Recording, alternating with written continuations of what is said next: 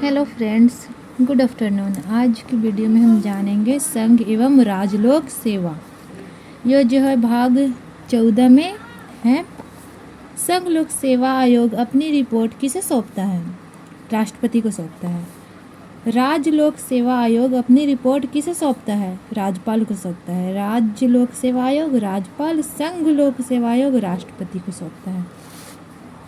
संघ लोक सेवा आयोग जो है 65 साल में रिटायर होते हैं। जो इसके सदस्य होते हैं, अध्यक्ष, ये सब जो 65 साल होने के बाद रिटायर हो जाते हैं अपने पद से, संघ लोक सेवा का। राज्य लोक सेवा आयोग जो है, इसके जो अध्यक्ष होते हैं वो 62 वर्ष की अवस्था में मतलब रिटायर हो जाते हैं, यानी हटा दिए जाते हैं। राज्य लोक सेवा आयोग के सदस्य का प्रमोशन जब होता है तो प्रमोशन होने के बाद वो जो होते हैं संघ लोक सेवा में चले जाते हैं। राज्य लोक सेवा आयोग का जो सदस्य का जब उनका प्रमोशन होता है, जब वो अच्छा कार्य करते हैं तो उन्हें संघ लोक सेवा में भेज दिया जाता है। इनका प्रमुख कार्य क्या है? परीक्षा कराना। इनका क्या प्रमुख काम है? परीक्षा करवाना। ये दोनों रिटायरमेंट के बाद कोई पद धारण नहीं कर सकते। दोनों का मतलब जो है राज्य लोक सेवा आयोग हुए और जो संघ लोक सेवा आयोग हुए, रिटायरमेंट के बाद कोई और पद धारण नहीं कर सकते हैं। अनुच्छेद 311 इनकी सुरक्षा की चर्चा है, मतलब इनका सुरक्षा के बारे में अनुच्छेद 311 में कहा गया है। इन्हें मतलब पद से हटाने के लिए कोई ठोस कारण होना चाहिए और संघ लोक सेवा राज्य लोक सेवा को वही हटा सकते हैं जिनके पास कोई ठोस कारण हो, और इसके हटाने का अधिकार जो दिया गया है वो सिर्फ और सिर्फ सुप्रीम कोर्ट को दिया गया है।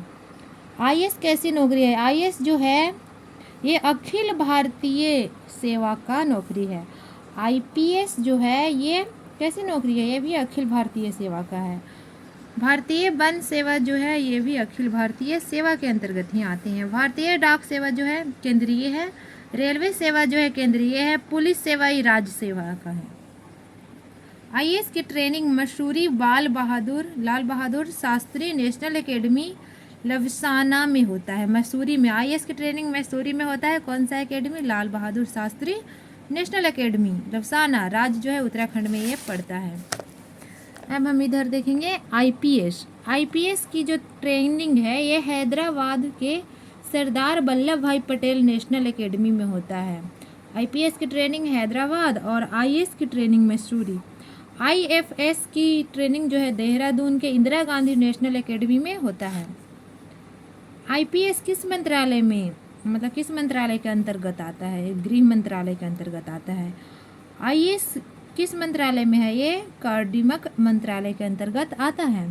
अनुच्छेद 312 जो है नई अखिल भारतीय सेवा की चर्चा किया गया है। अनुच्छेद जो 312 है इसमें नई अखिल भारतीय सेवा की चर्चा किया गया है।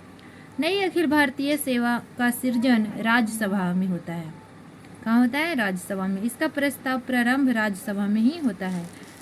राज्यसभा जो होता है अपना प्रस्ताव को देख करके इसके बाद आगे लोकसभा में बढ़ाता है। हस्ताक्षर राष्ट्रपति करेंगे, इसके बाद ये नई अखिल भारतीय सेवा बन जाता है। सिविल सेवा का जनक डलहौजी को माना जाता है।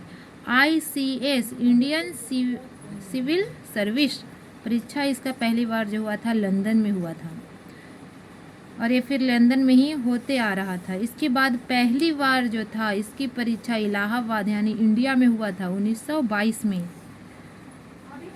ये अस्थायी रूप से हुआ था। अस्थायी रूप से अधिनियम 1919 के तहत 1926 में से भारत में इसकी परीक्षा होने लगी। मतलब अस्थायी रूप से भारत में ही आईसीएस की ट्रेनिंग बना दिया गया।